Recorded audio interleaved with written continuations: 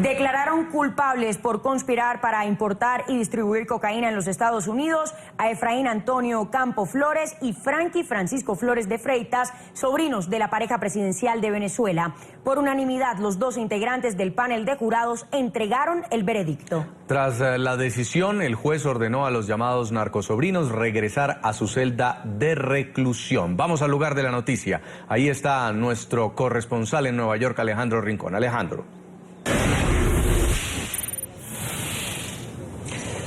Hola Jason, Laura, televidentes del Canal de las Américas, 7:03 de la noche en Nueva York. Casi aproximadamente 1 hora y 30 minutos, el panel de 12 jurados entregó su decisión de carácter unánime. En una sola palabra, culpables.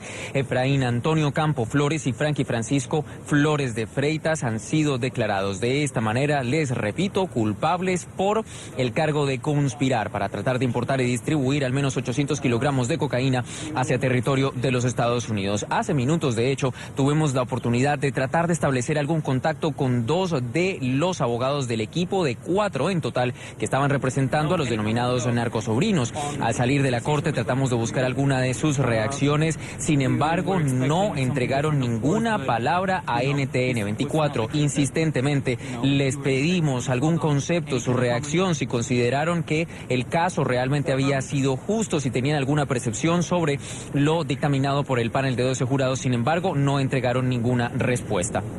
Ahora, por supuesto, la Corte ha determinado que lo que sigue es ya la fase de sentencia que vendrá hasta 2017, pero ahora, para ampliar un poco más lo que ha sucedido en esta corte, hablamos con Maybor Petit, periodista, investigadora, también politóloga, quien ha seguido de cerca este caso. Maybor, gracias por acompañar nuevamente a NTN 24. El tema que viene ahora es la fase de sentencia. Se prevé que es para marzo de 2017, pero en este tipo de casos, ¿qué puede venir? ¿Y si puede llegar esa fase de sentencia? Y sobre todo, un dato muy clave, ¿a cuánto pueden enfrentarse ahora los narcosobrinos de cárcel?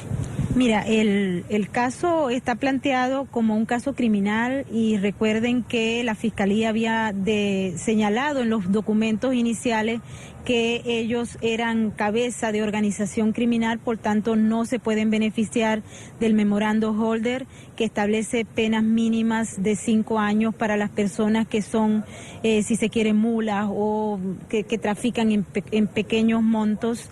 Ellos van a enfrentar una cadena mínima de 10 años de cárcel y por lo general las personas que van a juicio, que es el 3% de la población acusada de delitos de narcotráfico en los Estados Unidos, suele tener sentencias mucho más severas y también los costes del juicio son muchísimo más altos que aquellas personas que se declaran culpables desde el inicio y evitan no solamente los costes que generan este tipo de actividades de justicia en los Estados Unidos. Ellos pueden enfrentar una cadena y de acuerdo a las estadísticas que establece el Ministerio de Justicia de aproximadamente unos 16 años, pero nadie sabe, recuerden que es decisión del juez, pero si se ven las estadísticas, los números, los últimos años han sido aproximadamente eso. Me imagino que los abogados van a trabajar en ese sentido. Ahora, Maybor, ya finalmente sobre lo que vemos en esta fase final de juicio, sobre todo ya en los argumentos que fueron los determinantes para el panel de 12 jurados. La pregunta clave es, la evidencia o digamos lo contundente de las evidencias, en su concepto, ¿cuál fue tal vez ese argumento que fue digamos el definitivo para demostrar al panel de jurados que los acusados, sin duda alguna, eran culpables de los delitos por los cuales estaban siendo acusados, valga la redundancia? Sí, definitivamente ayer la Fiscalía mostró elementos claves, entre los cuales estaba que los mismos sobrinos presidenciales habían hablado en múltiples ocasiones y los informantes de la DEA lo habían grabado. Ayer la Fiscalía, en virtud de los enormes problemas que había tenido con uno de los informantes, el SC1, que está siendo juzgado por haberle mentido al gobierno federal, ellos decidieron eliminar ese aspecto y colocar a los acusados con su voz directamente y con su imagen cometiendo el delito, es decir, conspirando para traficar droga hacia los Estados Unidos. Y la Fiscalía lo presentó de una manera cronológica, con lo cual los jurados entendieron el proceso que se daba.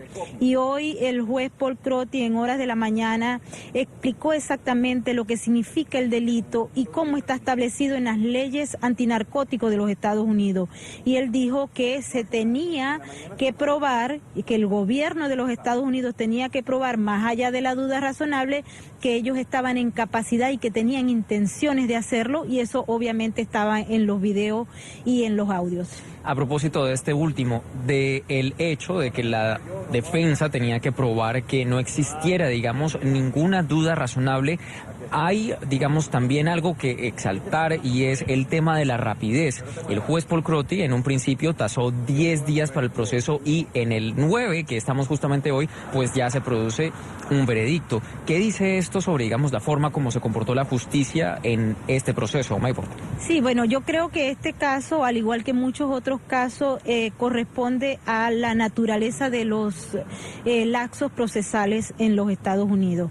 Recuerden que no hay muchos juicios sobre casos de narcotráfico porque las personas acusadas prefieren declararse culpables y negociar penas menos severas. Estos señores decidieron ir hasta el final. Yo tuve oportunidad de conversar en varias oportunidades con los abogados defensores y ellos estaban realmente convencidos de que podían lograr un cambio favorable para sus clientes, cosa que no ocurrió porque la Fiscalía presentó los elementos en los términos en que el juez inicialmente los había dicho, y hay que recordar que desde el principio el juez Paul Crotty había admitido todas las pruebas presentadas por la Fiscalía y había rechazado las mociones, que fueron muchas, que introdujeron los abogados de los dos acusados. Bueno, pues así las cosas, el veredicto ha sido ya emitido. Culpables los denominados narcosobrinos. Ahora que viene la sentencia, de acuerdo con lo previsto por la Corte, en marzo de 2017. El 7 es la fecha tentativa. Hasta ese momento, los dos narcosobrinos permanecerán en el centro de reclusión, donde han estado durante todo este tiempo, que de hecho no es muy lejos del lugar donde nos encontramos por ahora. Sin embargo, ya una vez se ha emitido esta decisión unánime de parte del panel de jurados, pues ya digamos como que se sella este proceso judicial que enfrentaron los primos Flores. Es la información que tenemos para ustedes por el momento desde el exterior de la Corte Federal del Distrito Sur de Nueva York. Continúen ustedes con más en el informativo.